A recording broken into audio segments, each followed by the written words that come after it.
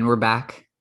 I'm about to do my mock NBA draft. I'm going to do just the lottery, so picks 1 through 14. And I took an approach of a mixture of what I think is going to happen and then what I think should happen and who these teams should be picking.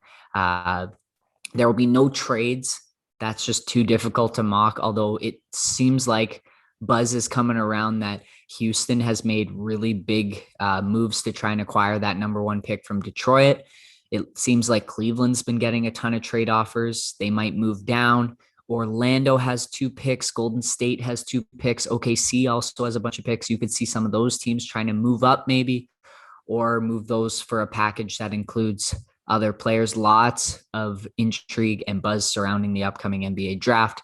And for good reason. It's really fun, exciting time in the year. You love, especially in the NBA, I feel like people love to project these guys ahead so many years and think they already know what these kids are.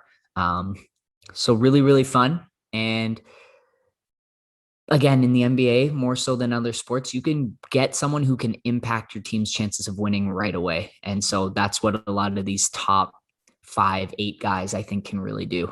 So without further ado, we will go to the number 1 pick.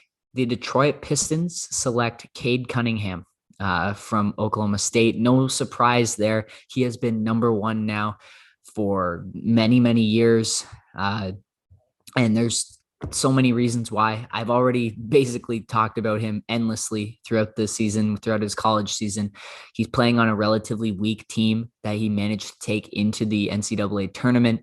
6'7", 6'8", point guard, great size, great versatility, great playmaking, and a great shooter. Wasn't a great shooter coming into college, ended up being probably the second best shooter on his team.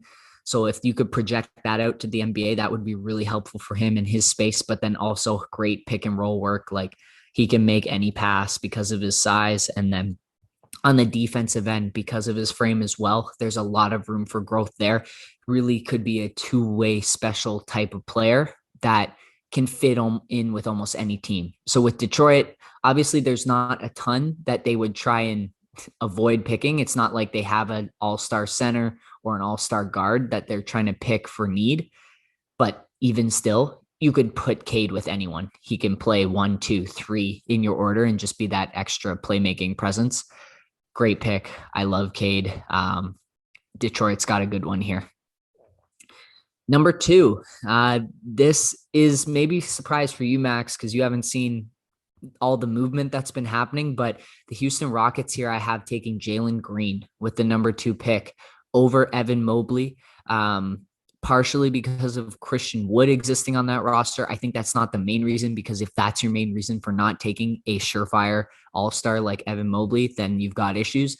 I think they just love the superstar ceiling that Jalen Green has. The explosiveness is uncanny. He's already performed at a really high level against professional players in the G League bubble. And just that different level of scoring is something that you can't always get in these guys. It's one thing to have a microwave. It's another one to see someone who has the potential to do it every night.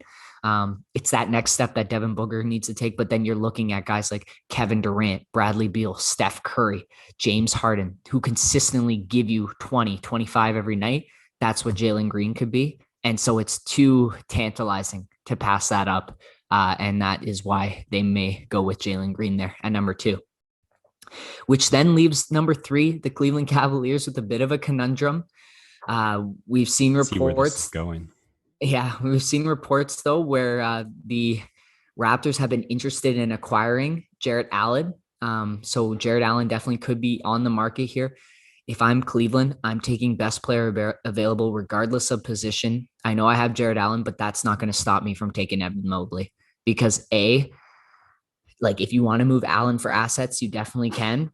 You've also got these 2 young guards that you've invested in Sexton and Garland that he would fit well with. I also think you can run Evan Mobley at the 4, and then you've got absolutely massive front court between Allen and Mobley as your 4 and 5. Mobley has the lateral quickness and the perimeter skills to be a 4 or a 5 in a smaller ball lineup. And I just think the options that Cleveland has by taking him are better than pigeonholing yourself into trying to take a wing to match out your lineup with the two guards and with Jared Allen. So I have Evan Mobley, number 3 to the Cavs. I was wrong about where this was going. Who did the Yes, Raptors yes. take? I would absolutely die if Evan Mobley fell to the Raptors at 4. I just think he's too good of a prospect that he doesn't get past 3, which then leaves an interesting position for the Raptors, right? I told you that Scotty Barnes was rising on boards everywhere because of the thought of what he could be. But if I'm the Raptors, I'm taking a surefire guy that you know is going to come in and help your team win now, and that's Jalen Suggs at point. There are some people who love Jalen Suggs as even like a number 2 pick here, just because of he's going to be good. It's kind of like that Tyrese Halliburton. He ended up falling to 11, but like he came in and was good right away because you just knew he had the IQ, the skills on both sides of the ball. And so Jalen Suggs, very similar. The other thing I love about this guy for the Raptors is they haven't had a explosive rim attacking guard since probably DeMar. You could say Norman Powell as a bench presence, but Jalen Suggs is a point guard who can come in and dunk on some people's heads, and that is really fun. It's an awesome player to watch, and I think he just fits in well with this Raptors team, especially with all of the talk that Lowry may be on the move. A great guy to fill into that lineup, and you can't miss with that. So take the sure thing that you know is going to be really, really solid, because Scotty Barnes seems a little bit redundant with some of the position players you have, like Pascal and OG. At 5, the Orlando Magic will be taking Scotty Barnes. Again, I talked about in last podcast, so I'll go quick through this one.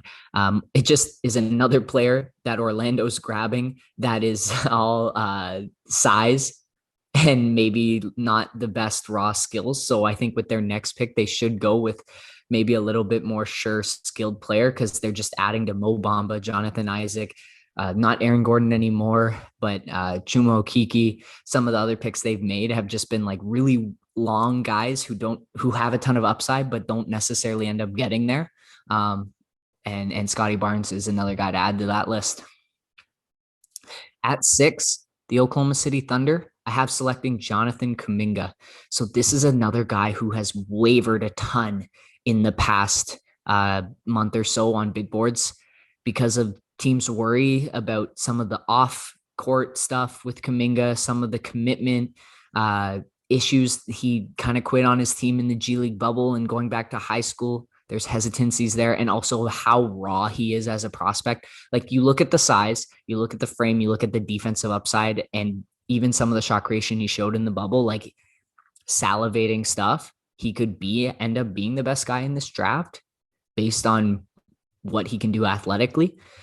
But the risk is still high, and he has fallen with some of the off-court stuff. And I think OKC is a team that can afford to take a couple flyers because of this absolute wealth of picks that they have.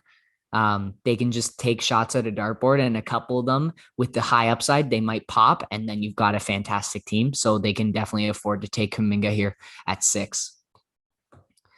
The Golden State Warriors at 7. This is a team that has a couple needs that you'd like to see.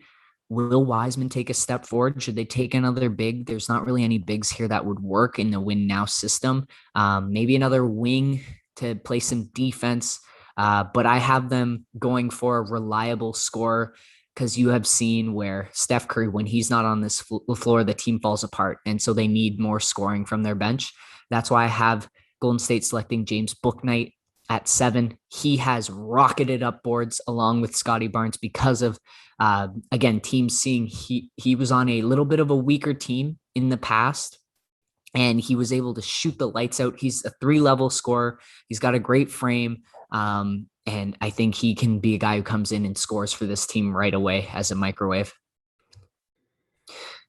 At number 8, I have the Orlando Magic selecting Davion Mitchell out of Baylor. This was the guy who had the tournament of a lifetime and helped Baylor win the NCAA title against Gonzaga. Just was a force on both ends. He's a shutdown defensive player and was knocking down shots on the offensive side. He's a little bit smaller than you would like to see, but I think he fits well into Orlando's system alongside Cole Anthony. It's a little bit small backcourt, but a guy who can come in, play either guard position, and really help this already really long Orlando Magic team play some really stifling defense. So I like the fit. At number 9, I have the Sacramento Kings going with Franz Wagner. He played with Michigan this year and had some struggles in the NCAA tournament, but there's a lot to like out of him. He's a forward who can hit some spot up threes. He's got some playmaking ability. He's a little bit weaker on the defensive end, but the Kings, Bagley not working out, they're going to need to replace that forward position to fit alongside some of their guards who are younger and progressing. And I think Wagner is a solid spot there because he can play with the ball in his hands, or he can play as a spot up shooter around Fox, Hield, Halliburton, etc. At number 10, I have the New Orleans Pelicans selecting Keon Johnson out of Tennessee.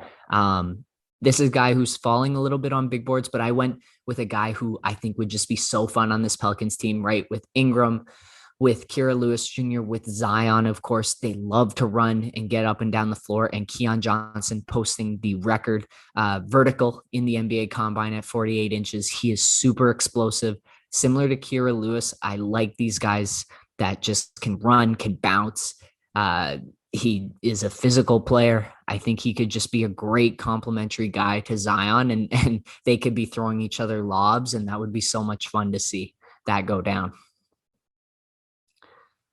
All right, at number 11, I have the Charlotte Hornets selecting Usman Garuba from Spain. Real Madrid was his team in Europe, which is a really high-class team. So some pedigree here coming over compared to some of the younger players.